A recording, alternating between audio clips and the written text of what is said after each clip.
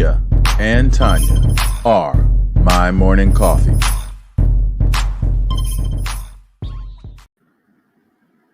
Good morning, good people. Good morning, good people. Thank you for showing up for another edition of My Morning Coffee, where the conversation is always hot, bold, and full of flavor. And today, as always, we promise not to disappoint. It's been a minute. I feel like it's been a while since we connected, but so glad you guys are back. And we're going to end mental health Awareness Month and Trauma Awareness Month with a special guest today. Before I tell you about her, we're going to bring back an old guest that's an oldie but goodie, always familiar to you all, and she has something to share with you today too. So, Miss Tandra Price, welcome back to My Morning Coffee. Yes, I'm so glad to be here with my cup of coffee. Yes. I miss you ladies. Definitely going to get into what's in your cup, and you have something new to share with us since the last time you've been here. So hold on tight. We're definitely going to get to that. And without further ado, we're going to bring on our guest today, Miss Charell Star. She is a foster care advocate. She has a pretty powerful story of her own. She is also a lifestyle consultant, analyst. She talks about it, she lives it, and she's going to let us in on her business life and a little bit of her personal life today to help us in this month pretty strong. So without further ado, let's welcome Miss Charell Star. Hey, girl. Hey. Good morning. Good morning. Uh-oh, you were muted. Unmute yourself. I'm sorry. Oh, sorry about that. Good morning, ladies. Thank you for having me. Absolutely. We're super excited to hear about your story. So let's go ahead and get into it. We'll start with Miss Gia. What's in your cup? And what cup do you have? What's going on with you, Mom? Good morning, good people.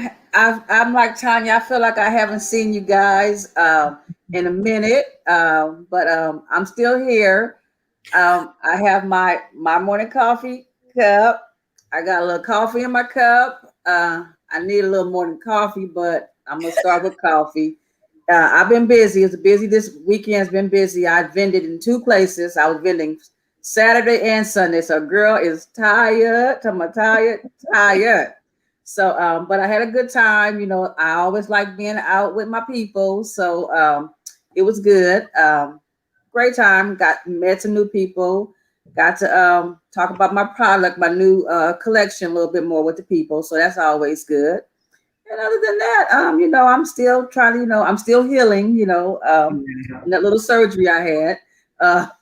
So I'm still doing that. But, I'm just out here. I'm glad to see you beautiful ladies here this morning. It's been a minute. I haven't seen my girl down at the bottom in like a minute. And I got so much I want to talk to her about because she just doing all kind of things. And that little beautiful daughter of hers just done graduated from school, from college. And I was like, wait a minute, who knew? I missed all that. But we're going to talk. We might be able to talk about that. But if not, we'll talk about that at another show.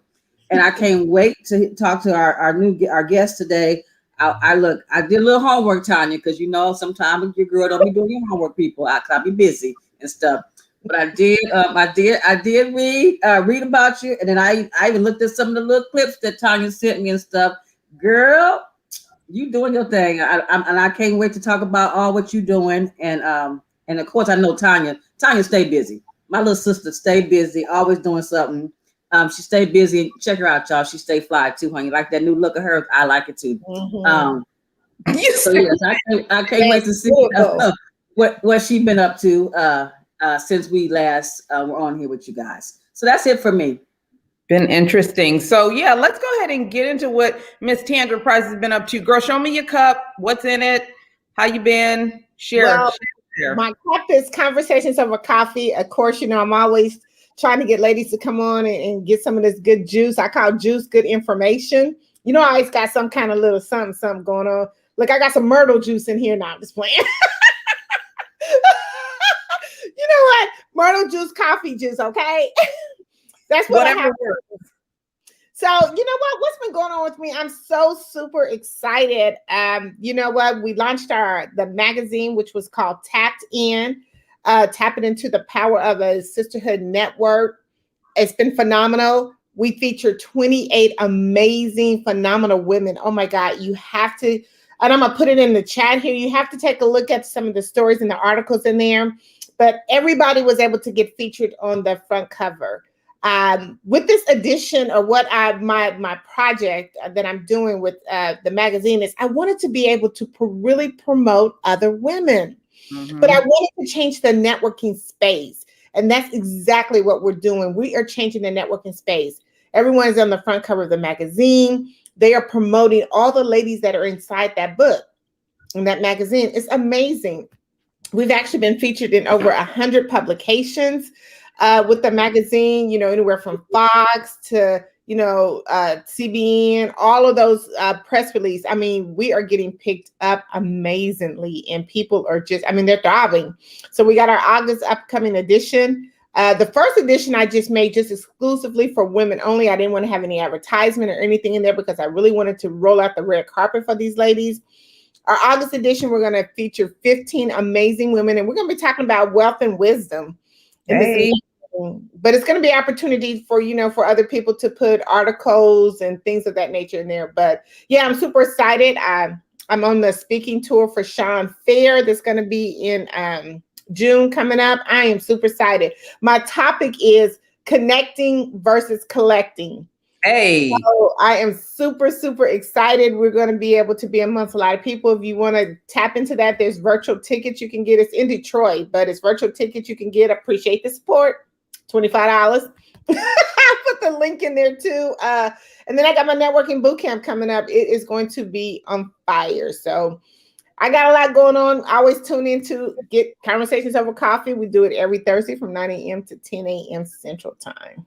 That's a lot. Real quick before we get to our guest, you said connecting versus collecting. It makes me think about business cards. And we used to, networking was going to these events and we're handing out these business cards. Half of them are on the floor or in the trash by the time y'all leave the event. And I envision that you're doing something different to keep that from happening. So walk me through that real quick.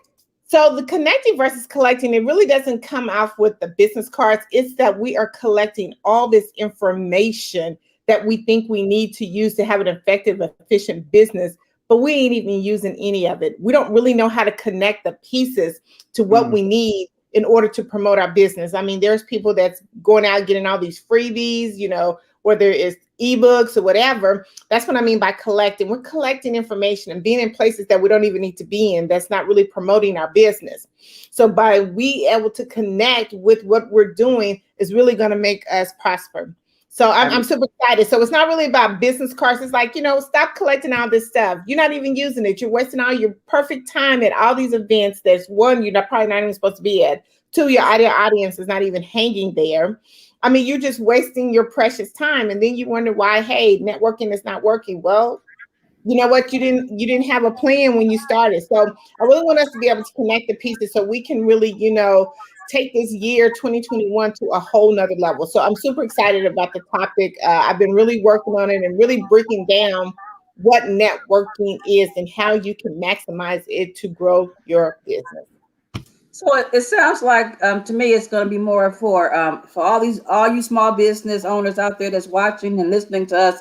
It sounds like it's going to be something like where you're going to show the people how to apply all the stuff they've been collecting. Because that's the problem. You're right. We collect a whole lot of stuff. Everybody got something to sell you, tell you how to do this and how to do that. And we all want to get all the information because we think we need the information, but we don't do anything with it. So I think this sounds like it's going to show us how to apply all that stuff. That sounds good. Girl, drop the link in, on the chat so our people, because I know we got time between Tanya and I, we got a whole bunch of people that got small businesses that I'm sure that could use some of that information that you dropping, because you always dropping something. So y'all better get this stuff from her because she good. She good. And look, she friends of me and Tanya, so y'all better get this information. Don't be information hoarders, okay? Don't just be storing up a bunch of information. Tanya, information. Talk about it, girl. We need to have a whole topic about that information hoarders. That's right there. Write that down, girl. Write that down. Information hoarders, because there's a lot. Look. I'm looking at the camera. There's a lot of y'all out there that's information hoarding. Okay, and y'all need to cut it out. That's good juice right there. You need to do a topic on that. Information on, but look, that has a couple of definitions. You got this information that you can't use, and then sometimes you got information that others can use, and you don't want to share it. I don't know. We're gonna have to talk about it. We gonna have to talk about it. One of the reasons why I started the platform Sisters Empowering Each Other, because there's a lot of information out there that we ain't empowering each other with, and we need to cut it out, sisters. We need to cut that out. Okay, I'm gonna stop it right now. I want to talk to the cutie at the bottom, but see what she up to. All right, Charell Star, what is in your cup, and what have you been up to? So thank you for having me, ladies. In my cup, we've got a little bit of tea. I am not a coffee drinker, but I do start my day every day with a cup of tea. So a little tea in my cup to get the day started. And what I've been up to, it's been a very busy month. I'm not sure if you and your guests know, but it's Foster Care Awareness Month.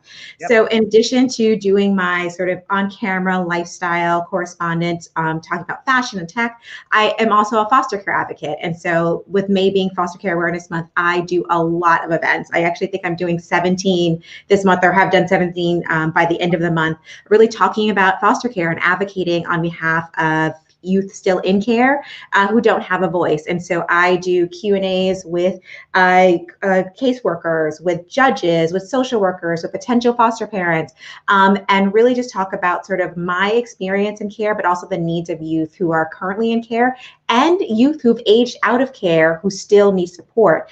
In a number of cities across the nation, you can age out anywhere between 18 and age 23, depending on what city, state you live in. But at 18 years old, if you age out and you don't have a job or a place to live, what happens? You end up homeless. So there's a lot of support that youth who've aged out really need. 50% of youth who age out are homeless within 2 years of aging out. And so, there's a lot of issues that we really need to deal with and supporting these youth. So it's a very, very busy month for me between doing, just the on-camera stuff and then really just trying to bring more awareness to foster care youth and the needs of foster care youth across the nation. I love that. And just to let you guys know, Gia and I are actually founding members of a scholarship for foster care young adults that are in college to support them. So we started this platform, actually, My Morning Coffee, because of a soror that was in, one of our sorority sisters that was in foster care, and her love for supporting those that have left foster care and trying to finish their education and how difficult that can be. It's already hard enough for many of us that even had families and had some kind of support, but can you imagine leaving foster care where your family's either dissembled or you just can't really depend on them and trying to get through higher education? So she was a huge advocate, Terry Cox, she was a huge advocate for foster care, and we are one of, how many, Gia? How many of us are founding members of that? I'm not sure if you. It's 10 or 12 of us that are founding members of it, but also we have a lot of sorority sisters of Zeta Phi Beta Sorority Incorporated that are social workers and deal with the foster youth. So I'm very familiar with the issues that you talk about. Is it Charell, right? Yeah. That you talk about on your platform, just because my sorority sisters, they work in foster care. And I've attended some programs dealing with foster care and a lot of programs about aging out and things like that. And a lot of them worked in that segment of the foster care system, programming and getting things for the youth after they age out, because that is a big deal. And nobody, I think, probably thinks about that. It's, these kids are in foster care, but like you said, when they get 18, what happens to them? What resources are available for them to further progress in the community and in their lives and stuff. So, that's good that I read your stuff, girl. That's why I want to get into it, because you have, my hat goes off to you, because, you like all of us on this panel right here, we didn't grow up with a silver spoon in our mouth and stuff. And you came through the foster care system and you doing big things. And I would like to touch on, I know Tanya's going to probably talk about it too, your challenges, as coming through the foster care system, what that was like, and as far as your mental health and stuff like that. And the fact that, both your parents were not in the picture for you, and stuff, and how you've overcome a lot of stuff. So your story is awesome. I'm ready to hear it. So girl, come on, talk to us. Well, thank you. Well, first, before we get into my story, I want to commend both of you guys for really putting that program together for foster youth in college. That is actually really a difficult time for youth. Less than 3% of foster youth across the nation actually graduate college by the age of 26. And so we're talking about a very small number, and it's because they don't have support systems. So I want to commend you and your sorority for providing that support. But I would say, my story, my background, it was hard. Foster care, growing up in foster care, bouncing around different homes. I went to six different schools in 6 different years. I didn't have the support of my mom. She unfortunately was on drugs, and then my dad was in prison. And so I did a mix of foster care and kinder care. So bouncing around the different homes, never really being settled, just moving around a lot. And I was able to get through it. One, because I think when I was really young, I lived with my great grandmother. And so I had a really good foundation in being loved and having a support system there for me before I entered into the system. And so when things got really hard and difficult and scary in foster care, I never felt like it was my place of permanency. I never felt like I was always going to be there. And I always had that connection back to her. So I credit that a lot with sort of helping me make my way through. Another thing I credit is that I just always loved school, and school was just sort of my saving grace. It was the place I felt rewarded, and it's a place I felt safe. And so even though I moved around a lot and always had to start, at different schools at different times of the year and never just had that consistency, I just always put in the effort because I felt very rewarded. And then my teachers were always looking out for me. I remember one time in 6th grade, I entered, it was 4th grade. I entered a new school in the middle of the school year. And after about a week, my 4th grade teacher realized I should have been in the gifted program. And so she just had me move classes and didn't talk to anybody about it. You know how we do sometimes. She was just like, you just go to this class. That's where you go right now. You'll get your report card from me. But this is the class you sit in right now. And so my teachers were always looking out for me and sort of helping me sort of break through the barrier. So I credit them and those sort of angels with helping me make my way through as well. And so it was a really rough time, but I did make it through. I did survive. I tell that to all foster youth, you will survive. But now, I have graduated college. I have been working for about 15 years or more at this point. Like I said, I do on-camera hosting. I cover trends in fashion and technology, in beauty on different outlets across America. I do a lot of stuff with NBC and Fox here in New York. And so I really love sort of what I do now. And I try to really use my platform to generate awareness for other youth, other kids in care who just don't have a voice. One of the things I wanted to ask you, because I was not in foster care, but I had a very dysfunctional upbringing and bounced from house to house. I had 20 different addresses before I was 18 years old. And even that type of instability can be traumatic, right? Mm-hmm. So I want you to talk to me about what kind of mental health support, if any, that our foster youth actually get. Do they just, give them medication and tell them that what they're dealing with is just something that they're always going to deal with? But I want you to talk to me about your experience and what kind of support mentally and emotionally you get as a foster care, and what do you suggest our leaders should do about that? Like, where are the gaps and where should we be working to fill those? So I'll start with that question by answering with my experience, and then I'll sort of go a little broader. So in my experience, I got no support, none whatsoever. There was no therapy. There was no talking about sort of the instability, the moving, the trauma of having to start over and over and over again. There was just no support system for that. And so that was very detrimental. It's something that I am still dealing with to this day. I go to therapy once a month now. When I first started going to therapy as an adult, I was going once a week, but now I go once a month. But it's lingering and it stays with you. And so that is definitely something that I do believe that needs to be addressed within the system, making sure that youth do have sort of that opportunity to talk about what they're feeling, what they're going through, the trauma they're experiencing. They don't even realize it's trauma. They just know that they always just feel frustrated and overwhelmed. And so really being able to have that support is really important. What I will say about sort of who can help and what our leaders can do and what our foster parents and social workers and caseworkers can do, because there are systems in place to help youth with mental health services. They are supposed to be getting therapy sessions. They're supposed to be able to sign up for a therapist. This is supposed to be free, but what tends to happen is youth are moving around so much and changing caseworkers and changing homes that there's no consistency in making sure that they're going to these programs, and there's no one advocating that these youth actually go to them. And so what I would stress for foster parents, as well as caseworkers and social workers, please advocate, please be a thorn in the side of, the local organization that you're working through or working with, or that your youth comes from. Be a thorn in their side, because what you don't want to have happen is for your youth to move through the system and never have these support systems, because it's something, this trauma is something they're going to deal with the rest of their life.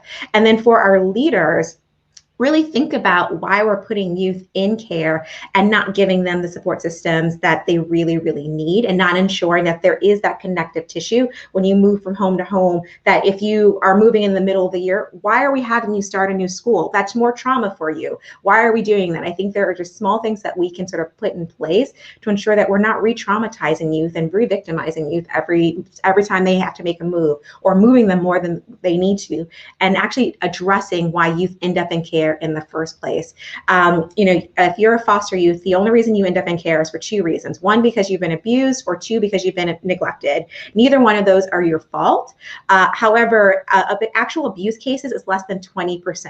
The rest is what we call neglect cases, and what is determined as neglect varies widely, state by state, city by city, county by county. And what you tend to see happen is that people who are poor, Black or brown, get overly penalized and have the label of neglect put on them, regardless of if it's actual neglect or if there is just a lack of another resource that they need to be provided for them. So overwhelmingly, I think more than between 60 and 80% of cases are neglect cases across the nation, and a lot of these cases are really just penalizing people because they're poor and Black and brown. So if we were to deal with those issues, we probably would have all of the resources we needed to actually give to youth who actually should be in care because they were truly being abused or truly being neglected. So I have a lot to say on this, but it's a large issue, but we can start breaking it down. I have a question. Well, not really a question. You said something about you lived in like 8 different foster homes, and I want to talk about that because I think a lot of people, I'm looking at you and I'm thinking, well, why did this young lady be in 8 different foster cares? Because she seems like, she's so, well, most people think, at least in my experience, because I work in law enforcement and I've dealt with foster homes and things like that. And sometimes when the kids get moved, it's because either the kid did something wrong or something and they have to move to different houses. So can you talk about how our youth are having to be placed in different why does that happen in foster care home? Is it the actual foster parent? They can no longer foster the child, or is it a combination of that and the kids are just acting out and they have to move them to another home? Can you talk about that? I can talk about that. So it wasn't 8 different homes. It was 6 different schools I went to in 6 different years. Okay.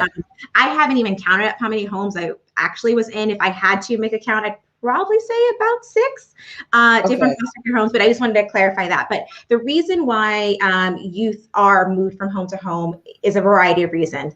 One, they're put into a temporary foster care placement in the immediate and are going to be moved to a more permanent foster care location. Maybe the foster care a home that they're in does not have the proper support system and resources in place to deal with a youth of that type. A proper support system could be the right number of rooms. If you have taken a sibling group, it could be the school in the area doesn't provide the services that they need. It could be that particular foster parent is finances. The check that you get sent for taking in youth didn't come that month, and so the foster parent doesn't want the child in the house. It could be actual, emotional or behavioral problems with the youth. But again, that's back to that sort of resourcing and the fact that foster parents aren't being given the resources they need to deal with that. I think a lot of times we try to label foster youth as bad kids or kids who act out, when many times they're just normal kids. If you've never dealt with a teenager in your home and the first one that comes in, there's some behavioral problems that you're deeming behavioral problems, that they're just a youth like talking back or testing boundaries, which is something that's very normal for kids and teenagers to do at various stages of their lives. If you've never dealt with that, and if you haven't been properly trained and are ready to, weren't prepared to expect that, your first reaction might be, oh, this kid needs to be moved. And so we have a lot of that, of kids actually being penalized just for being kids, and then getting labels placed on them as being bad or having behavioral issues, when really they're just normal kids for the most part. And we have to do a better job of training our foster parents to deal with kids at different stages who are going through trauma and who are going to act out. One of my sheroes is Dr. Nadine Burkharis, and she has really pioneered the work that I think a lot of kids, period, need, the study on ACEs and adverse childhood experiences. One of the things that she's advocating for, especially here in California, is annual ACE checks during pediatric visits. So my question to you is, do you think that some of these things that get picked up, or actually don't get picked up, the neglect or the abuse, do you think that annual checks on kids during their pediatric visits is something that would help us catch some of the abuse that tends to happen in either foster care homes or their parents' homes? So I'm not familiar with that policy. So the ACEs that you described, I'm just not familiar with it. But in my opinion, do I think we should have more people looking out for the future and ensuring that youth are safe? Yes, 100%. And I think especially having people who are trained to notice when something is right and when something is wrong with a child, so someone like a pediatric specialist, makes a lot of sense to me. I think a lot of times, we tell people to look out and to call if there's something wrong, which we should do, but we should know what is wrong. We should actually not be afraid to ask the questions to the youth to ensure that our interpretation of what is wrong is actually something that's wrong and not just, normal for a child of that age or that stage of development. And so I do think it is very important to get more people who are properly trained, looking out for the benefit of youth, not just in foster care, but youth in general. And what I will say to that, with the pandemic, with so many youth missing their annual checkups and not actually being in school, I am very afraid of sort of what 2022, 2023 looks like, because right now the foster care numbers are down, but it's because issues aren't being reported because no one is around these kids. No one is seeing when their behavior changes or is there for them to be an outlet for the youth to sort of confide in. And so I do expect to see a spike in the coming years to very high numbers, because we do have a lot of youth who have been trapped behind doors, locked doors for more than a year and haven't been able to get the help that they need. Gia, you had a question? I didn't have a question anymore about you. She's given us a lot of information about the foster care system and things that I think a lot of people don't think about. And I was just wondering, is because, you talk about the mental health aspect of being in the foster care system. And I think, at least I'm sure in the Black community, that's been such a stigma for us for so long about seeking mental health. And I'm sure a lot of these foster parents, like you say, the kids need to get this, need to be able to go and talk to somebody about it, but the foster parents are not getting them there. And I wonder if that has a lot to do with it too, the stigma that we've placed on ourselves in our community about seeking help and talking to someone. And do you think that maybe the foster care system or the children's service system should enact any kind of policies or something that says that when a child's placed in their home, it's mandatory that the person that they seek, that they get this treatment, they get to go and talk to a mental health advocate? 100%. If I leave this earth with one thing, one lasting memory, I hope it is getting people to realize the phrase, what happens in the house stays in the house. Like, that needs to die, that needs to go away. If you have an issue, you should be talking to someone about it, regardless of the issue.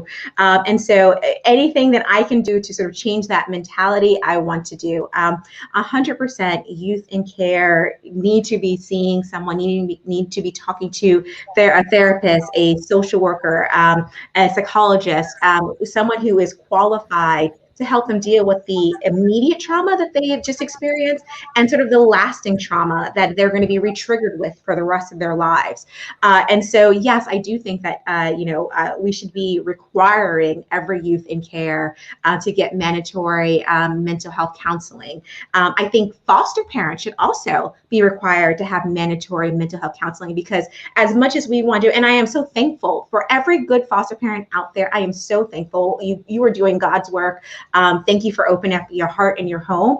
But what your life changes every time a youth comes in to your home, your space, your environment. You're dealing with a different personality. You're dealing with changes to your own personal schedule and your own world. Like, you should be talking about those changes with someone as well. And so I personally think it should be the youth having counseling on their own. I think the foster parents should be having counseling on their own. And I think the family unit, so the foster youth and their foster parents, should be going to counseling together so they can really get out into the open, sort of their expectations, their frustrations, and actually learn how to communicate together, because that's what you're supposed to be when you enter into sort of this environment. You're supposed to be a family unit, regardless of how long it's going to be. So I think, yes, I think it needs to be for foster youth. I think it should be for foster parents. And I think they should also be going together if we're really talking about building safe spaces for youth to be in. Yes.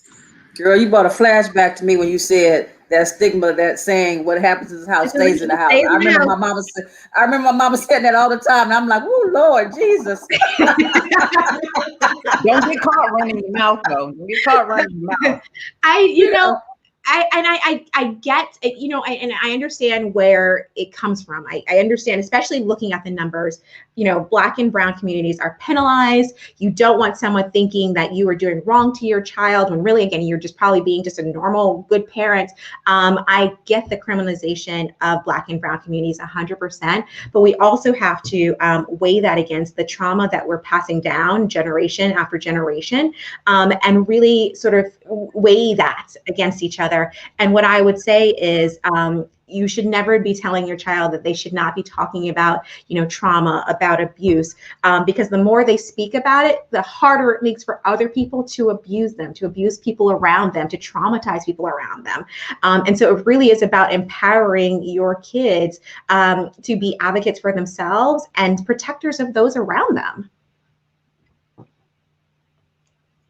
Miss Tandra, you had a comment? I do. Listen, I just been over here talking and been on mute. but you know what?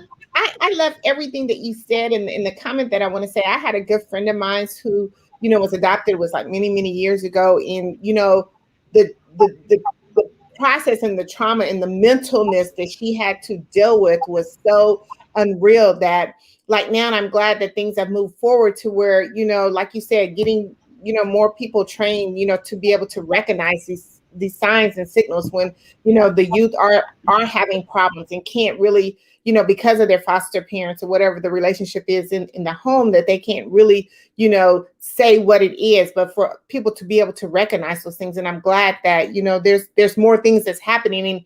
And I do agree with everything with the pandemic. There's going to be so much more things that's going to come out later because of that. And I think with the training and everything that's going to take place, I think it's going to be an amazing transformation of what you're doing. I love everything that what you're doing and all the information that you're giving. Thank you so much. I really, really appreciate that. I want to know the organizations that you support to kind of get your message out. Have you started your own? And if not, why not? Because you're giving out that good info. So talk to me about that. So I work with a number of organizations. So one is Foster Care Film.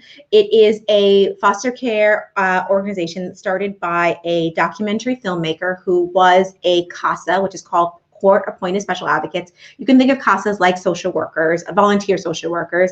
And essentially, she got so frustrated with the fact that foster youth didn't have a voice and their stories weren't being told, that she put together this documentary project of allowing and giving voice to youth who are in foster care, who were in foster care. And so I'm the subject of one of those films. It's called Feeling Wanted. And with that particular organization, I go around the country. We screen the film, and actually I do Q&A Q&A sessions. I do speaking sessions. I'm talking with potential foster parents or adoptive parents or caseworkers or social workers, the entire gamut, nurses, healthcare workers.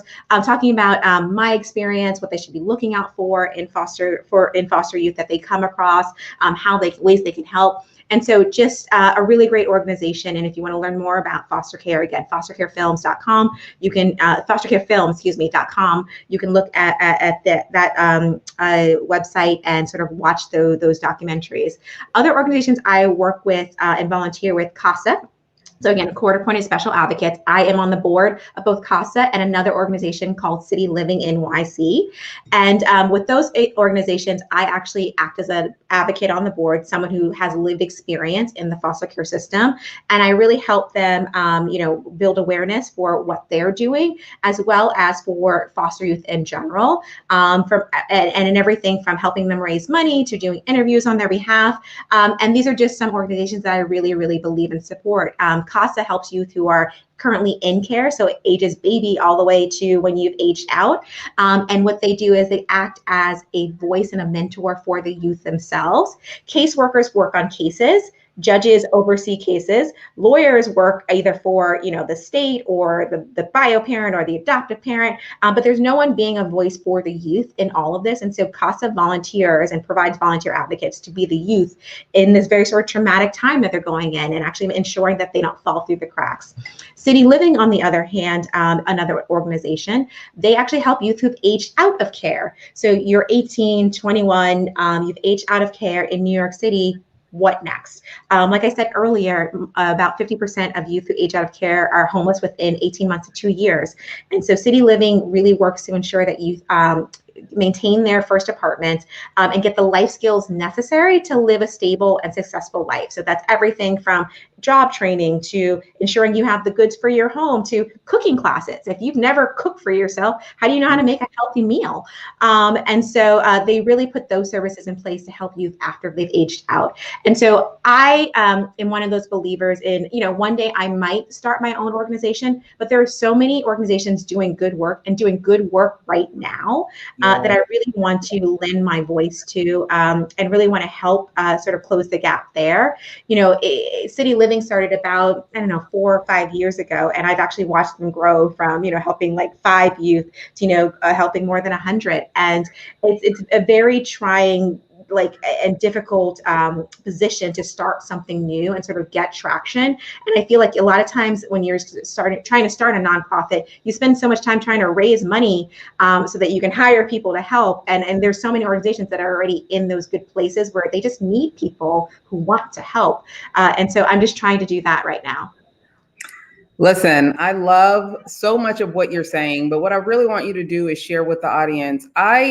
After I wrote my own book about childhood trauma that I had gone through, many people were surprised because I think they already expect someone that has gone through trauma or instability as a child, they can't seem to perform well in mainstream America. So I'm sure, as amazing as you are, there are people that are caught off guard by the fact that your childhood was a little unstable, right? So talk to me about, or talk to the audience about how you were able to navigate from instability to a mainstream lifestyle where you have your own career, you have your own issues that you advocate for, and you're not a problem to society. See what happens when people get the support that they need? Oh my God. So talk them through how that works and how they can be a part of that instead of, even when they don't know that someone has gone through trauma. Look, this is one of the things that I love about the ACEs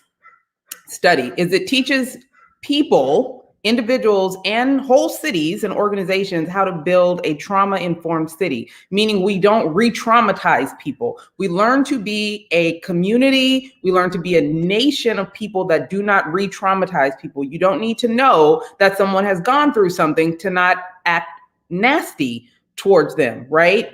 How do you talk them through how you became who you are, even though your past might have not been so pretty, and how they can be supportive of individuals coming out of systems that might not be so pretty and not re-traumatize people and live in that fashion? Go through that for me real quick.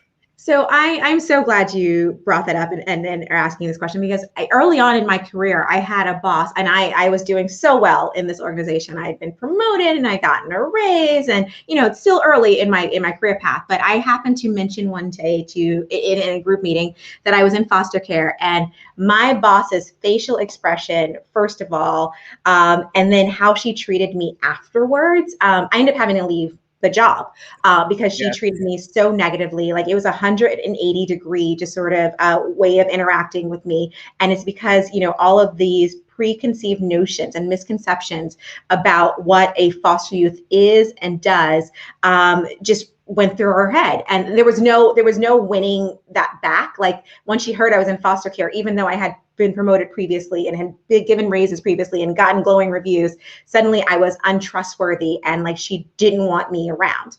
And so what I will say is, what I do a lot of is ensuring that, not everyone is going to be able to be a foster parent. Not everyone is going to be able to be a CASA. If you can, volunteer, though. I will plug them for that. But everyone can educate themselves and be aware of not traumatizing youth and not making misconceptions based on something you might have seen on TV or some horror film about, foster care youth that you saw when you were like 10 years old. Educate yourself, because the fact of the matter is, youth in care do not end up there because they have done something wrong. They are not juvenile delinquents. They have no criminal history. They have not done something wrong. Something wrong has been done to them. So the fact that you are punishing them or victimizing them or assuming that they can't handle, basic situations or life situations says really more about you than it does about them. So really educate yourself and ensure that you're not traumatizing or having these misconceptions or unfairly painting someone with a burden that they shouldn't have to carry. Just surviving foster care takes so much. And then to enter the working world and find out that people are going to judge you as less than or try to stand in your way of success. I mean, there's only so much of that you can take. So please educate yourself. Please don't misjudge people. And that's something everyone can do. You don't have to be a foster parent. You don't have to be a volunteer. You don't have to give anyone any money. You just have to know that you should be treating people fairly and giving people a chance, and not letting your misconceptions from television or media color how you approach someone. Absolutely. That's the big thing right there. And you said it's misconception, and I think that's all around. Everybody has this misconception about a lot of things, and that's why a lot of stories are not told, Tanya, because everybody has something, okay?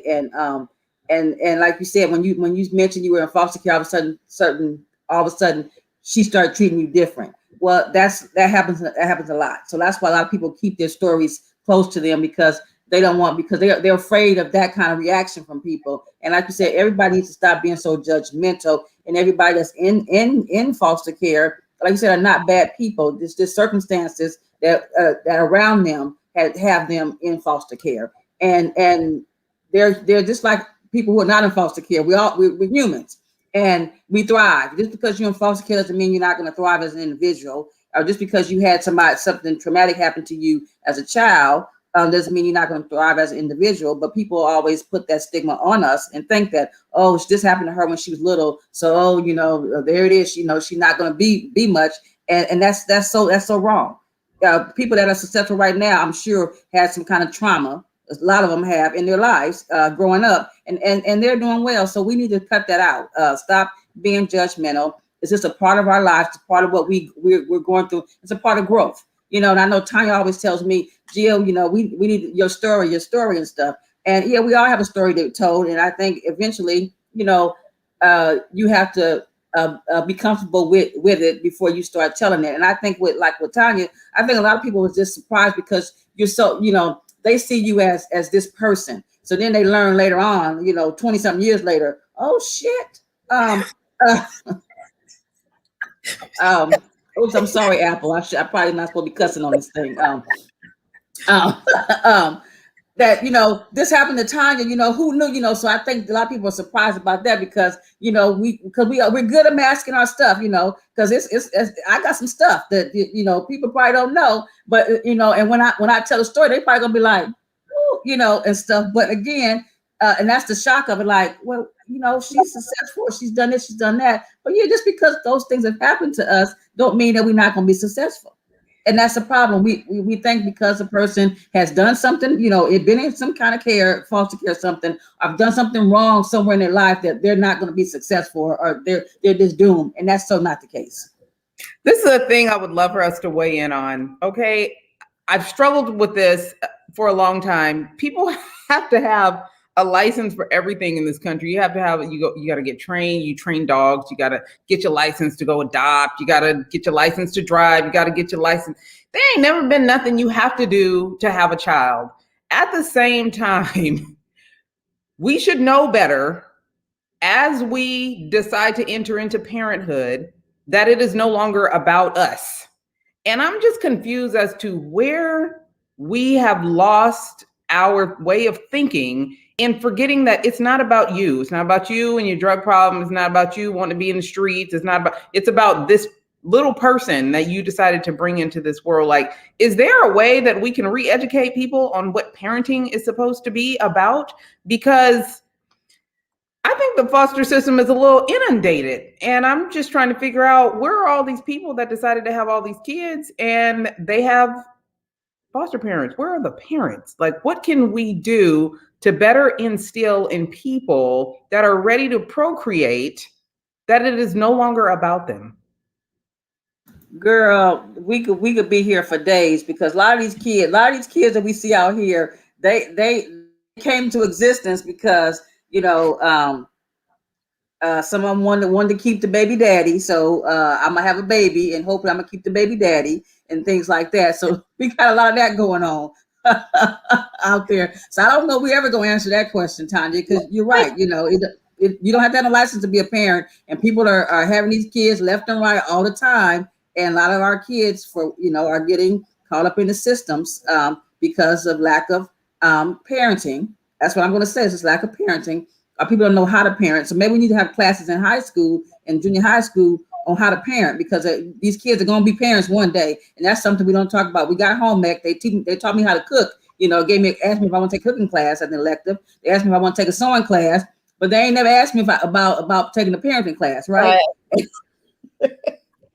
So I feel you. I feel you on parenting classes. I think that I think that'd be great. I think that absolutely everyone could benefit from a parenting class. I think I agree with you 100%, Tanya. It's not about you. It's about the kid that is brought into the world. But I also think it's lack of community.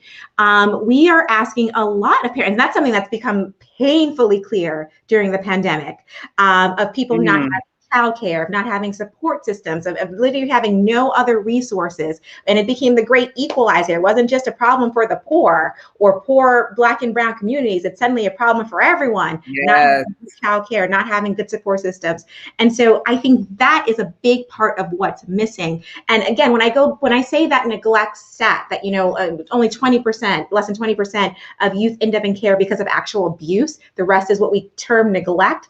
That's some of that neglect. Your parent doesn't have their childcare, so they might leave you home to watch your younger brother or sister, and someone doesn't think that's right, because you don't have a support system to help you through that. And so when we talk about sort of reducing that number, or ensuring that this community, that our community especially is not sending these kids, I won't say sending, that their kids aren't being taken away and put into foster care.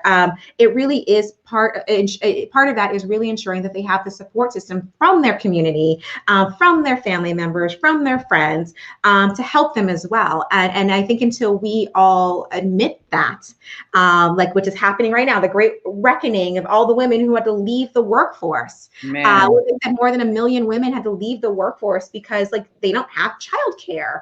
We really need to talk about that as a society, of what it really means to say that we believe children are our future, but not actually providing the supports to make them, good citizens in our world. The primary caretaker is 90% the mother, and there is not a lot of support for women in our society, and that is just point blank. So when people are acting like we don't have anything as a society to do to level the playing field for whether it's people of color, whether it's women versus men, they live in a reality that is not ever going to be real? Like, what kind of fictitious world are you living in to say that we have equality? And then when we talk about how hard it is to move from foster care or out of being the stay-at-home mom to trying to get build your career, then it's like we're bitching and complaining. Check this out. You try it. How about that? And until that happens, then you absolutely have no opportunity to judge anyone else that has struggled from situations that were less than yours to move forward. So I don't know, I try not to get too much into complaining about it, but absolutely helping those organizations that are trying to level that playing field, because those realities exist. There's just no way that we can say women don't need any extra support. Women take care of men before and afterwards. So in your diapers before, and then when you get in your diapers afterwards, we're still wiping y'all asses. So it makes sense for people to actually try to level the playing field. So one, our mental health ain't off, because what you don't want is our mental health to be off and then we have to change your diapers. That's what you don't want. Let me tell you that. You know what? I just want to say, I take everything back to my field. But here's the thing about it is we are a community of powerful women right here, right now, of what we're doing. You know what? We are helping each other mentally, because here's the thing. Look at everything that we're going through, and the stories that you are sharing really are going to empower the other woman or the next foster parent that's coming along to say, hey, guess what? You know what? I've been through this. I've seen this amazing lady do it. She's done it. I can do it. I can use my voice. I can go out and I can help, change this community, change this world. And I think, we are supporting each other, in our community in a different way.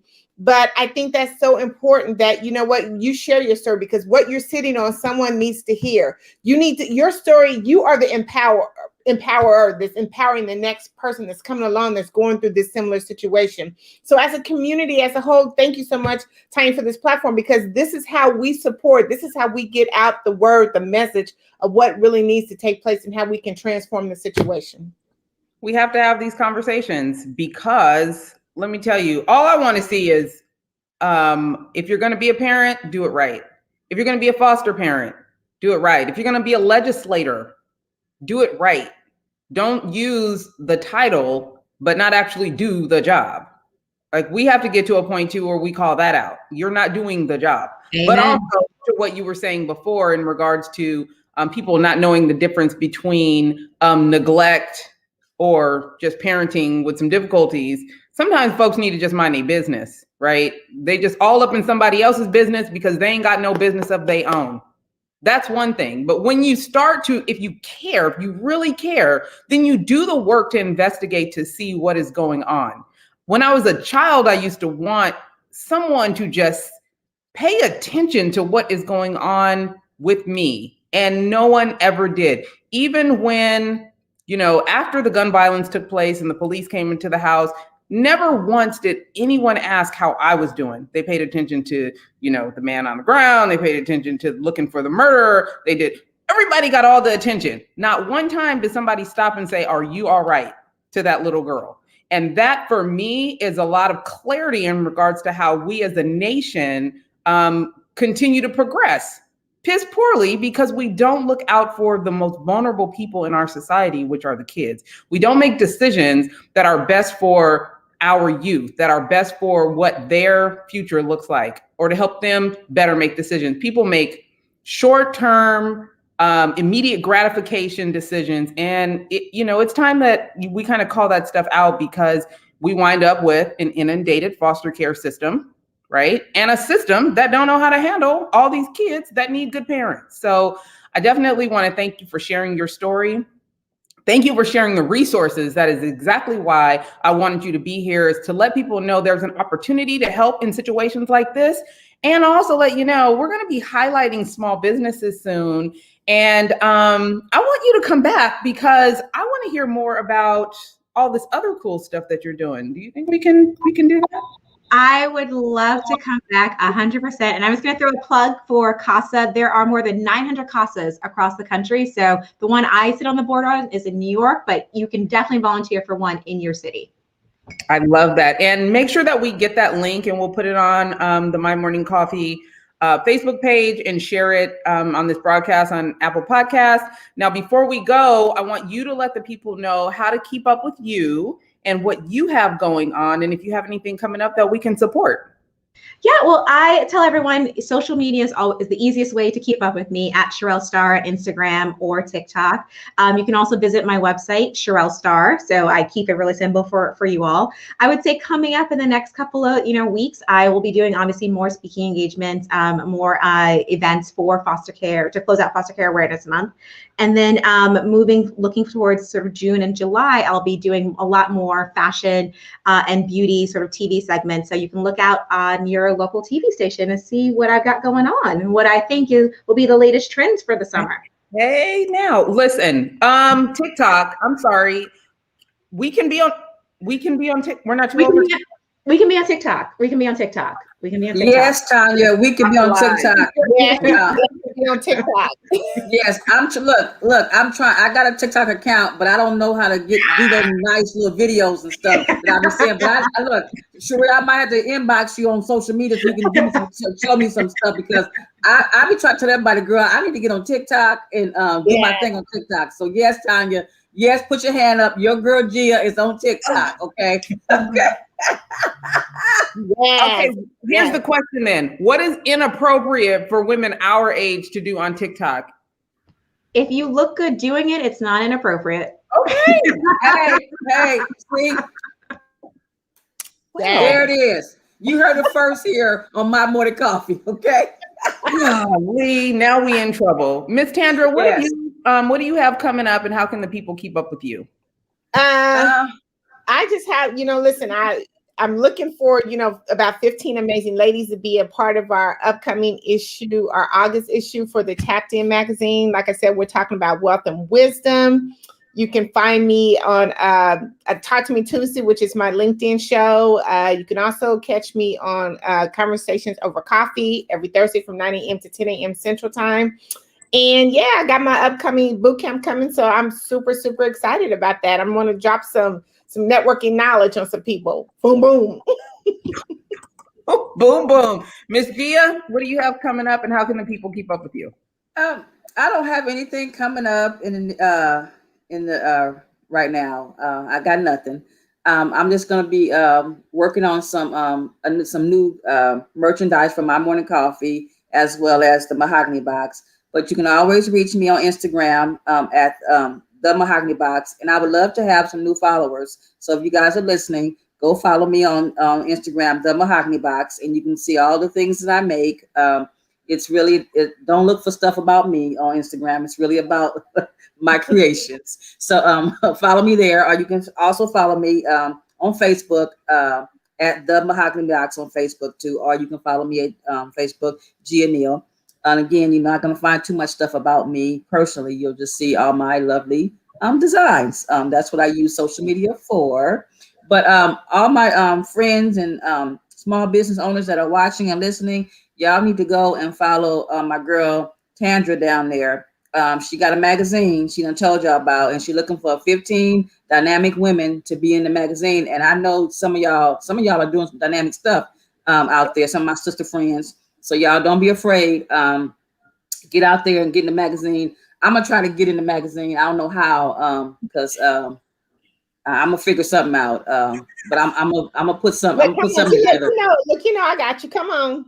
Yeah, I'm gonna put something together. So, because Tanya say people need to know all the stuff that I do, because I keep everything here and stuff. So, I'm working. I'm a work in progress, people. You know how it is. But but I just want y'all to go and follow Tandra, get in her magazine, because I think what her magazine is awesome, and you guys need to share your story and get it out there. So, and she's the woman to get it out there for you. So go get in, try to submit your stuff to be in the magazine.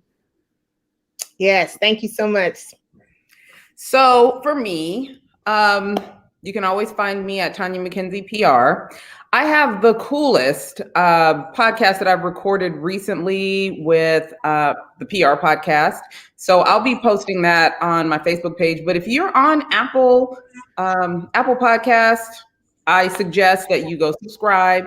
This is the thing I want you to know. You don't have to be in PR to study PR and communication.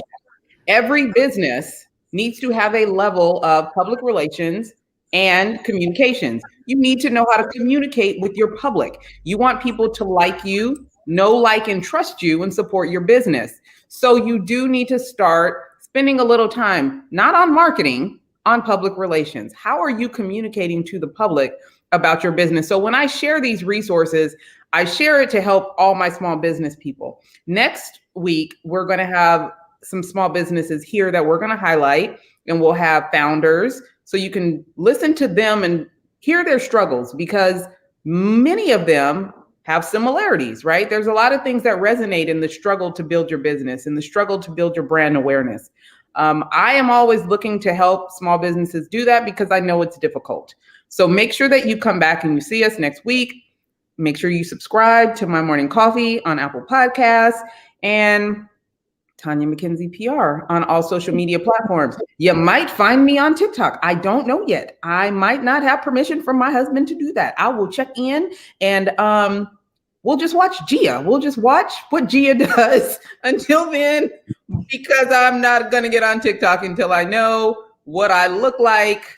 What did she say? If you look good doing it, then you can still do it. So I got to figure out what I look good doing. So that Tanya, I think My Morning Coffee needs to have a TikTok page. So we need to create a TikTok for My Morning Coffee. And when we're out and about, we can do some little TikTok and stuff and be on there. You never know, girl. And we look good doing stuff. So stop playing. We're going to have us a TikTok. Listen, Big Booty Judy, I don't even know if your husband going to put you on TikTok. So I'm going to have to talk to the beard and see if it's okay. We're going to be on TikTok. We're going to be on TikTok. Come on now. Okay. So with all that being said, we want to thank you guys for showing up for us, as we always try to show up for you. And hopefully we will see you again next week. Thank you, ladies. Bye. Bye. You guys have a great week.